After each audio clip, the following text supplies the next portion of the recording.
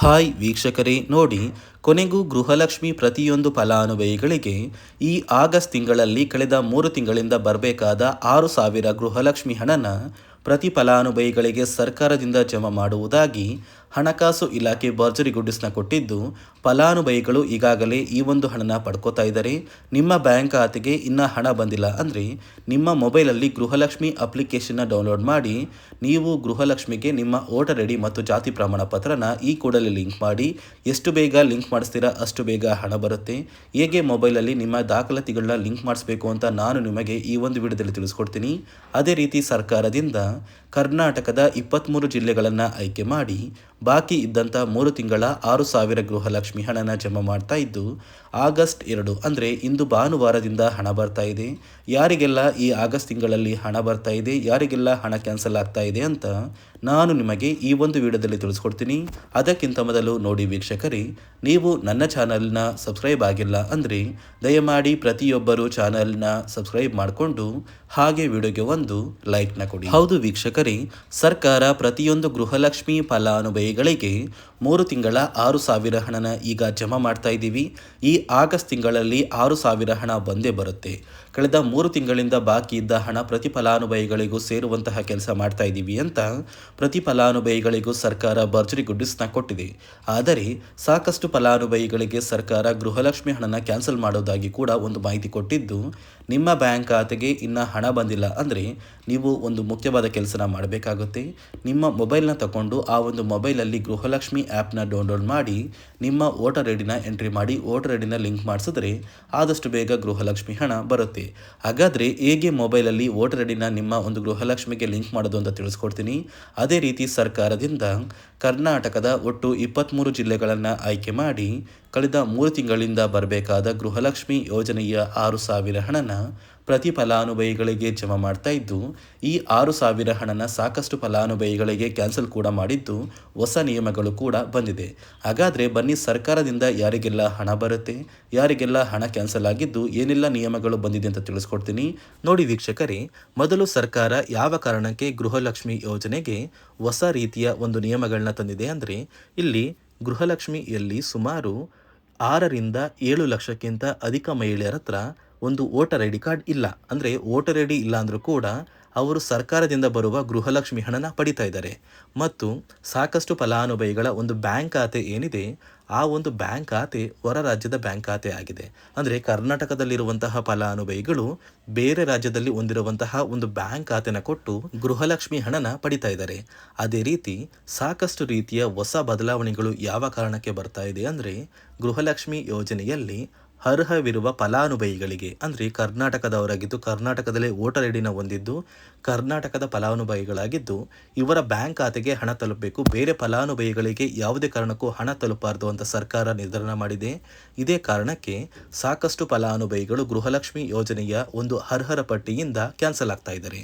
ನಿಮ್ಮ ಒಂದು ಮನೆ ಬಾಗಿಲಿಗೆ ಸರ್ಕಾರದಿಂದ ಅಧಿಕಾರಿಗಳು ಬರ್ತಾರೆ. ಸೊ ಸರ್ಕಾರ ಗೃಹಲಕ್ಷ್ಮಿ ಮರುನೋಂದಣಿಗೆ ಒಂದು ಅಪ್ಲಿಕೇಶನ್ ಕೂಡ ಕೊಟ್ಟಿದ್ದಾರೆ. ಅಂದರೆ ಮೊಬೈಲಲ್ಲೇ ಆ ಒಂದು ಅಧಿಕಾರಿಗಳು ನಿಮ್ಮ ಮನೆ ಬಾಗಿಲಿಗೆ ಬಂದು ನಿಮ್ಮ ದಾಖಲಾತಿಗಳಾದ ರೇಷನ್ ಕಾರ್ಡ್, ಆಧಾರ್ ಕಾರ್ಡ್ ಮತ್ತು ವೋಟರ್ ಐ ಡಿ ಇದೀಗ ಕಡ್ಡಾಯ ಮಾಡಿದೆ. ಅದೇ ರೀತಿ ಜಾತಿ ಪ್ರಮಾಣ ಪತ್ರ ಬೇಕಾಗುತ್ತಂತ ನೀವು ಕೇಳಿದ್ರೆ ಸದ್ಯಕ್ಕೆ ಸರ್ಕಾರ ಯಾವುದೇ ರೀತಿಯ ಜಾತಿ ಪ್ರಮಾಣ ಪತ್ರನ ಕೇಳ್ತಾ ಇಲ್ಲ. ಬದಲಿಗೆ ನಿಮ್ಮ ಒಂದು ಪತಿಯ ಆಧಾರ್ ಕಾರ್ಡ್, ನಿಮ್ಮ ಒಂದು ವೋಟರ್ ಐ ಡಿ ಮತ್ತು ನಿಮ್ಮ ಒಂದು ಮನೆಯ ರೇಷನ್ ಕಾರ್ಡ್ನ ಕೊಟ್ಟು ನೀವು ಗೃಹಲಕ್ಷ್ಮಿಗೆ ಮರು ನೋಂದಣಿನ ಮಾಡ್ಕೋಬೇಕು. ಈ ಒಂದು ಕೆಲಸನ ಮಾಡೋದು ಗ್ರಾಮದಿಂದ ಕೆಲವು ಅಧಿಕಾರಿಗಳು ಬರ್ತಾರೆ. ಅಂದರೆ ಗ್ರಾಮ ಅಭಿವೃದ್ಧಿ ಇಲಾಖೆಯಿಂದ ಕೆಲವೊಂದು ಅಧಿಕಾರಿಗಳು ಬಂದರೆ ಅಂಗನವಾಡಿಯ ಕಾರ್ಯಕರ್ತರು ಕೂಡ ನಿಮ್ಮ ಮನೆ ಬಾಗಿಲಿಗೆ ಬಂದು ಪ್ರತಿ ಫಲಾನುಭವಿಗಳ ದಾಖಲಾತಿಗಳನ್ನ ಎಂಟ್ರಿ ಮಾಡ್ಕೊಂಡು ಹೋಗ್ತಾರೆ. ಸೊ ಆ ಒಂದು ಫಲಾನುಭವಿಗಳು ಎಂಟ್ರಿ ಮಾಡಿದ ನಂತರ ಸರ್ಕಾರದಿಂದ ನಿಮಗೆ ಒಂದು ನೋಟಿಫಿಕೇಶನ್ ಬರುತ್ತೆ. ನಿಮ್ಮ ಮೊಬೈಲ್ ನಂಬರ್ ಏನಿದೆ ಆ ಒಂದು ಮೊಬೈಲ್ ನಂಬರ್ಗೆ ಒಂದು ಮೆಸೇಜ್ ಬರುತ್ತೆ. ಅಂದರೆ ನಿಮ್ಮ ಗೃಹಲಕ್ಷ್ಮಿ ಮರು ನೋಂದಣಿ ಅರ್ಜಿನ ನಾವು ಸ್ವೀಕಾರ ಮಾಡಿದ್ದೀವಿ ಮತ್ತು ಮುಂದಿನ ದಿನಗಳಲ್ಲಿ ನಿಮ್ಮ ಒಂದು ಗೃಹಲಕ್ಷ್ಮಿ ಹಣನ ನಿಮ್ಮ ಬ್ಯಾಂಕ್ ಖಾತೆಗೆ ಜಮಾ ಮಾಡ್ತೀವಿ ಅಂತ ಸರ್ಕಾರದಿಂದಲೇ ಒಂದು ಮೆಸೇಜ್ನ ಕಳಿಸ್ತಾರೆ.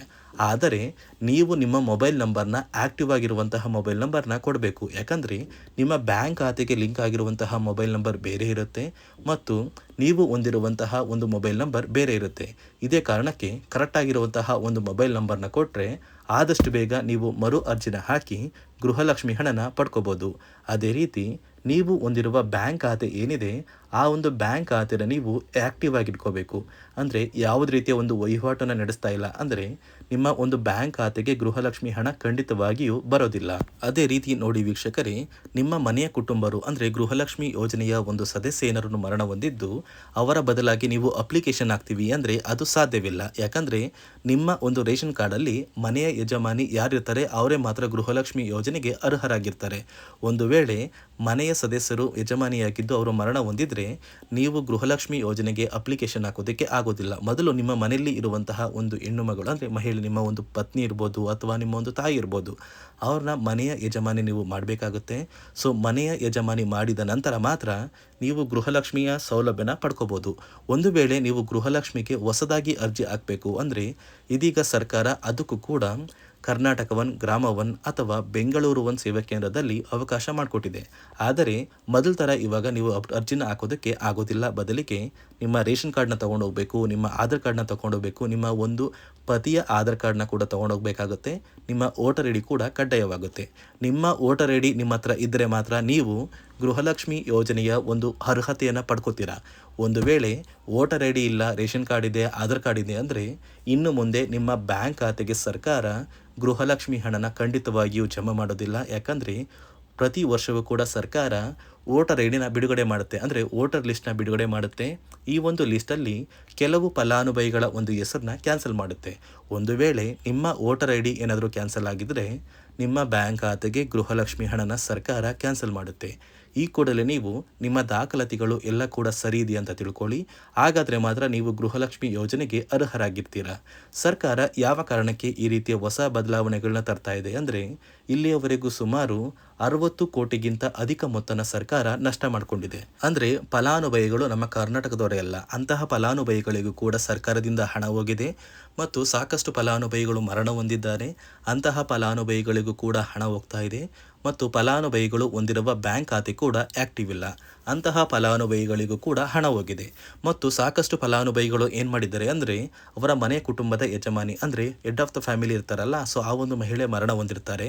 ಸೊ ಏನೋ ಒಂದು ಕಾರಣದಿಂದ ಮರಣ ಹೊಂದಿದ್ದು ಅವರ ಬ್ಯಾಂಕ್ ಖಾತೆಗೆ ಬರುವ ಗೃಹಲಕ್ಷ್ಮಿ ಹಣನ ಒಂದು ATM ಮೂಲಕ ವಿತ್ಡ್ರಾ ಮಾಡಿದ್ದಾರೆ ಮತ್ತು ಫೋನ್ಪೇ ಮೂಲಕ ಟ್ರಾನ್ಸ್ಫರ್ ಮಾಡ್ಕೊಂಡಿದ್ದಾರೆ. ಇದೀಗ ಸರ್ಕಾರ ಈ ರೀತಿಯ ಒಂದು ಹೊಸ ಬದಲಾವಣೆಗಳನ್ನ ಜಾರಿಗೆ ತಂದರೆ ಯಾರಿಗೂ ಕೂಡ ಗೃಹಲಕ್ಷ್ಮಿ ಹಣ ಮೋಸ ಆಗೋದಿಲ್ಲ ಮತ್ತು ಪ್ರತಿ ಫಲಾನುಭವಿಗಳಿಗೆ ಹಣ ಬಂದೇ ಬರುತ್ತೆ ಅಂತ ಆದೇಶ ಕೊಟ್ಟಿದೆ. ನೀವು ಕೇಳ್ಬೋದು ವೀಕ್ಷಕರೇ, 3 ವರ್ಷದಿಂದ ಯಾವುದೇ ಕಾರಣಕ್ಕೂ ನಮಗೆ ಗೃಹಲಕ್ಷ್ಮಿ ಯೋಜನೆ ಹಣ ಮಿಸ್ ಆಗಿಲ್ಲ. ಸೊ ಇದೀಗ ಏನಕ್ಕೆ ಸಡನ್ ಆಗಿ ಈ ಥರ ಬದಲಾವಣೆಗಳು ಬರ್ತಾ ಇದೆ ಅಂದರೆ ಸರ್ಕಾರದಿಂದ ಕೆಲವು ಅಧಿಕಾರಿಗಳು ಒಂದು ಚರ್ಚೆ ನಡೆಸಿದ್ದಾರೆ. ಒಂದು ಸಭೆಯಲ್ಲಿ ಗೃಹಲಕ್ಷ್ಮಿ ಯೋಜನೆಯ ಕುರಿತು ಒಂದು ಸಭೆ ಮಾಡಿದಾಗ ಅಲ್ಲಿ ಗೃಹಲಕ್ಷ್ಮಿ ಯೋಜನೆಯಲ್ಲಿ ಸಾಕಷ್ಟು ರೀತಿಯ ಲೋಪದೋಷಗಳು ಕಂಡು ಬಂದಿದೆ. DBT ಮೂಲಕ ನಿಮ್ಮ ಬ್ಯಾಂಕ್ ಖಾತೆಗೆ ಹಣನ ಹಾಕಬೇಕಾದ್ರೆ ಸಾಕಷ್ಟು ಫಲಾನುಭವಿಗಳಿಗೆ ಹಣ ಹೋಗ್ತಾ ಇದೆ. ಸಾಕಷ್ಟು ಫಲಾನುಭವಿಗಳಿಗೆ ಹಣ ಹೋಗಿದ್ರು ಅವರ ಬ್ಯಾಂಕ್ ಖಾತೆಗೆ ಜಮಾ ಆಗ್ತಾ ಇಲ್ಲ, ಬದಲಿಗೆ ಆ ಒಂದು ಹಣ DBTಯಲ್ಲೇ ಸ್ಟಕ್ ಆಗ್ತಾ ಇದೆ. ಮತ್ತು ಸರ್ಕಾರಕ್ಕೂ ಕೂಡ ಆ ಒಂದು ಹಣ ಬರ್ತಾ ಇಲ್ಲ. ಮತ್ತು ಸರ್ಕಾರ ಹಾಕಿರುವ ಹಣ ಇನ್ನೂ ಕೂಡ ಹಾಗೇ ಇದೆ. ಸಾಕಷ್ಟು ಫಲಾನುಭವಿಗಳು ಆ ಒಂದು ಹಣನ ಯೂಸ್ ಕೂಡ ಮಾಡ್ತಾ ಇಲ್ಲ, ಅಂದರೆ ಅದು ಬ್ಯಾಂಕ್ ಖಾತೆಯಲ್ಲಿ ಹಂಗೇನೆ ಇದೆ. ಇದೇ ಕಾರಣಕ್ಕೆ ಸರ್ಕಾರ ಈ ರೀತಿಯ ಹೊಸ ಬದಲಾವಣೆಗಳನ್ನ ತಂದಿದ್ದು, ಯಾರೆಲ್ಲ ಫಲಾನುಭವಿಗಳು ಸರ್ಕಾರಕ್ಕೆ ತೆರಿಗೆನ ಕಟ್ತಾ ಇದ್ದೀರಾ, ಗೌರ್ನಮೆಂಟ್ ಜಾಬಲ್ಲಿದ್ದೀರಾ ಮತ್ತು ಇನ್ಕಮ್ ಟ್ಯಾಕ್ಸ್ನ ಪೇ ಮಾಡ್ತಾ ಇದ್ದೀರಾ, ಇಂತಹ ಫಲಾನುಭವಿಗಳ ಹೆಸರನ್ನ ಇನ್ನು ಮುಂದೆ ಸರ್ಕಾರ ಗೃಹಲಕ್ಷ್ಮಿ ಯೋಜನೆಯಿಂದ ಕ್ಯಾನ್ಸಲ್ ಮಾಡಿದೆ. ನಿಮ್ಮ ಒಂದು ರೇಷನ್ ಕಾರ್ಡ್ BPL ರೇಷನ್ ಕಾರ್ಡಿಂದ APL ಆಗಿದ್ರು ಕೂಡ ನೀವು ಗೃಹಲಕ್ಷ್ಮಿ ಯೋಜನೆಯನ್ನು ಪಡೆಯೋದಕ್ಕೆ ಅರ್ಹರಾಗಿರ್ತೀರಾ. ನೋಡಿ ವೀಕ್ಷಕರೇ, ಕರ್ನಾಟಕದ ಒಟ್ಟು 23 ಜಿಲ್ಲೆಗಳನ್ನು ಸರ್ಕಾರ ಆಯ್ಕೆ ಮಾಡಿ ನಿಮ್ಮ ಬ್ಯಾಂಕ್ ಖಾತೆಗೆ ಹಣ ಜಮಾ ಮಾಡ್ತಾ ಇದ್ದು, ಇಂದು ಭಾನುವಾರ ಆಗಸ್ಟ್ 2ರಿಂದ ಕರ್ನಾಟಕದ 23 ಜಿಲ್ಲೆಗಳಿಗೆ ಹಣ ಬರ್ತಾ ಇದ್ದು, ಆ ಒಂದು ಜಿಲ್ಲೆಗಳ ಹೆಸರು ಬಾಗಲಕೋಟೆ, ಬೆಂಗಳೂರು ನಗರ, ಬೆಂಗಳೂರು ಗ್ರಾಮಾಂತರ, ಬೆಳಗಾವಿ, ಬಳ್ಳಾರಿ, ಬೀದರ್, ವಿಜಯನಗರ, ಚಾಮರಾಜನಗರ, ಚಿಕ್ಕಬಳ್ಳಾಪುರ, ಚಿಕ್ಕಮಗಳೂರು, ಚಿತ್ರದುರ್ಗ, ದಕ್ಷಿಣ ಕನ್ನಡ, ದಾವಣಗೆರೆ, ಧಾರವಾಡ, ಗದಗ, ಕಲಬುರಗಿ, ಹಾಸನ, ಹಾವೇರಿ, ಕೊಡಗು, ಕೋಲಾರ, ಕೊಪ್ಪಳ, ಮಂಡ್ಯ, ಮೈಸೂರು, ರಾಯಚೂರು, ರಾಮನಗರ, ಶಿವಮೊಗ್ಗ, ತುಮಕೂರು, ಉಡುಪಿ, ಉತ್ತರ ಕನ್ನಡ ಮತ್ತು ಯಾದಗಿರಿ. ಹೀಗೆ ಸರ್ಕಾರ ಒಟ್ಟು 3 ತಿಂಗಳ ಗೃಹಲಕ್ಷ್ಮಿ ಯೋಜನೆಯ 6,000 ಹಣನ ಪ್ರತಿ ಫಲಾನುಭವಿಗಳಿಗೆ ಜಮಾ ಮಾಡ್ತಾ ಇದ್ದು, ನಿಮ್ಮ ಸ್ನೇಹಿತರ ಬ್ಯಾಂಕ್ ಖಾತೆಗೂ ಕೂಡ ಹಣ ಬರ್ತಾ ಇದೆ. ಈ ಒಂದು ವಿಡಿಯೋನ ನಿಮ್ಮ ಪ್ರತಿಯೊಂದು ಗೃಹಲಕ್ಷ್ಮಿ ಸ್ನೇಹಿತರಿಗೆ ಶೇರ್ ಮಾಡಿ, ಅವರ ಬ್ಯಾಂಕ್ ಖಾತೆಗೂ ಕೂಡ ಹಣ ಬರುತ್ತೆ ಅಂತ ತಿಳಿಸಿ ಅಂತ ಹೇಳ್ತಾ, ಇದಿಷ್ಟು ಸರ್ಕಾರದಿಂದ ಬಂದಿರುವ ಮಾಹಿತಿಯಾಗಿದ್ದು, ನಾನು ಕೊಟ್ಟಿರುವ ಮಾಹಿತಿ ನಿಮಗೆ ಇಷ್ಟ ಆಗಿದ್ದಲ್ಲಿ ನನ್ನ ಚಾನಲ್ನ ಸಬ್ಸ್ಕ್ರೈಬ್ ಮಾಡಿಕೊಂಡು